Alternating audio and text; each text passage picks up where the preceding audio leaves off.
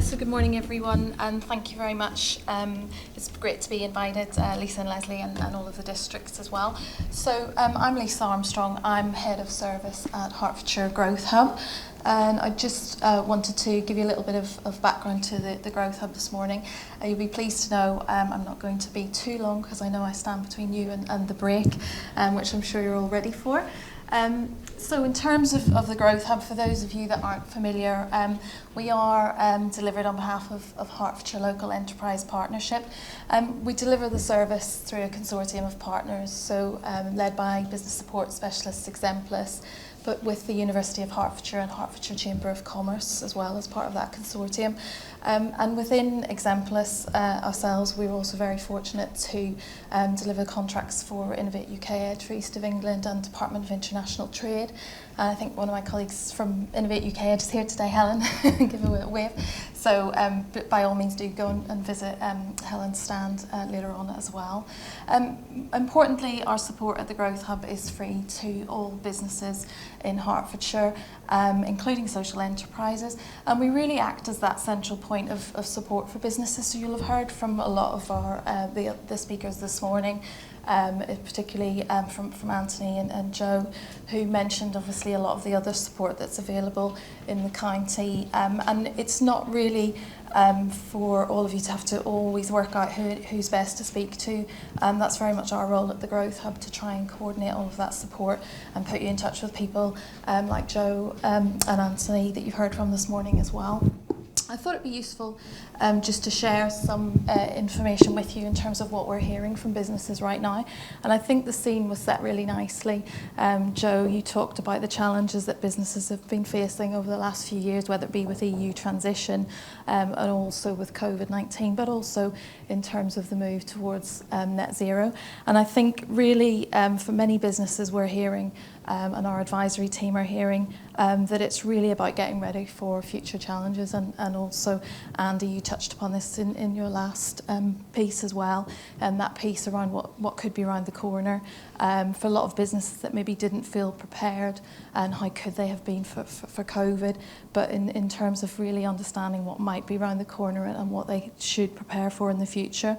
For others, it's very much a changing marketplace. COVID, EU transition, and everything has really changed the market for businesses, and a lot of them are ready to put together a new strategy and perhaps needing support to do that.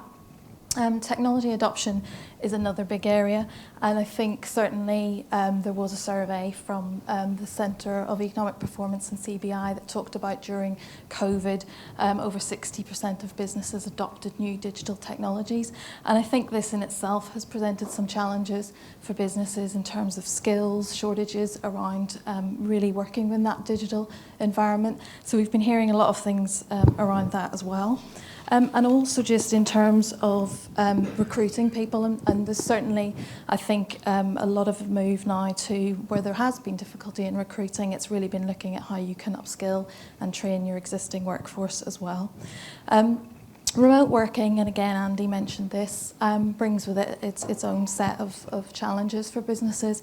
There's hybrid working now as well, and a lot of businesses are also bringing their workforces back into the workplace full time, and I think that in itself has really led to a lot of well-being challenges for business owners in terms of making sure that their workforce is supported in that move to come back to the workplace as well. So in terms of all of these challenges, really it's around helping businesses to understand the vulnerabilities that they have, but also understanding the strengths so that they can make the most of the opportunities that are available to them. And there's a myriad of programmes out there, and I just wanted to highlight a few. The Growth Hub is really that entry point to a lot of the schemes that you've heard this morning, but I wanted to highlight a few specific ones that we're involved in delivering with various partners throughout the county. One of those is the Stay Safe, Stay Open package, and I think we've also got Visit Hearts and Better Business for All here today as well. So do come and visit their stands and our stand at the Growth Hub. Now the Stay Safe, Stay Open package is very much around helping businesses to build back and recover and really help them to look at their current risk assessments and address those. So through that package of support, there's help and one-to-one support to look at your risk assessment, but also to identify if there's any challenges in operating your business in the new environment in terms of ventilation. So for a lot of businesses in the hospitality sector and in close contact businesses, they've really identified that in terms of trading safely, that perhaps their premises need some changes involving ventilation. And we have developed a ventilation grant as part of that package. There's also some funded legal support because, again, there's been a lot of different challenges for employers around helping people, whether it be through long COVID or whether it be around queries around the vaccination. And through funded legal support package that we've purchased some memberships for Federation of Small Business and Hertfordshire Chamber of Commerce, we're able to provide businesses with memberships that helps them to access fully funded legal advice for a year. We've also got the Wellbeing and Resilience programme. So again, this was really born out of the pandemic and where wellbeing became at the forefront of a lot of employers' minds. Prior to that, it was probably fair to say that it wasn't something that a lot of businesses came and talked to us about, but we really see that as that link between improving productivity. And I think, Joe, you mentioned in your piece around that business with the leaking roof and the changes that employer was able to make to improve the comfort of the workforce, which improved productivity. And I think, very much understanding that if you've got a happy and healthy workforce, this is possibly one of the biggest ways that you can rebuild your business back out through the other side of the pandemic. So we do have some one-to-one support with that programme as well.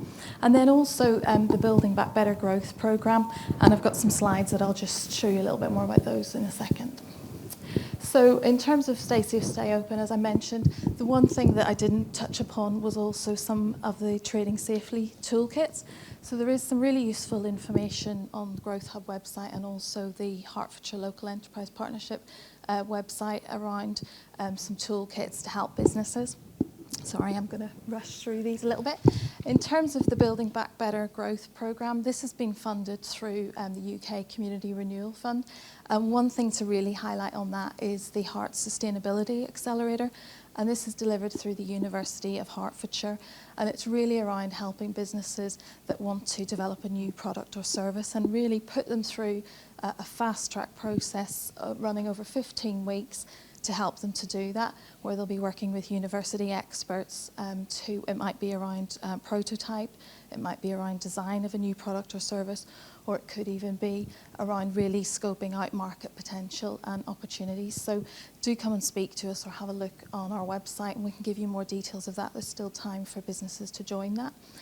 We've also going to be having some one-to-one mentoring for micro businesses and targeted consultancy and grant programme. And I think, gentlemen there, you asked a question around support for sustainability. Was that in terms of bringing in a consultant, perhaps, for the business? Or potentially bringing a new employee into that position. Yeah.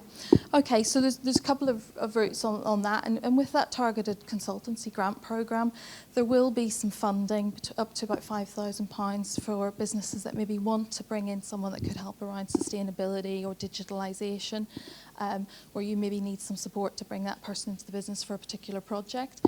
So that could be something that might help there.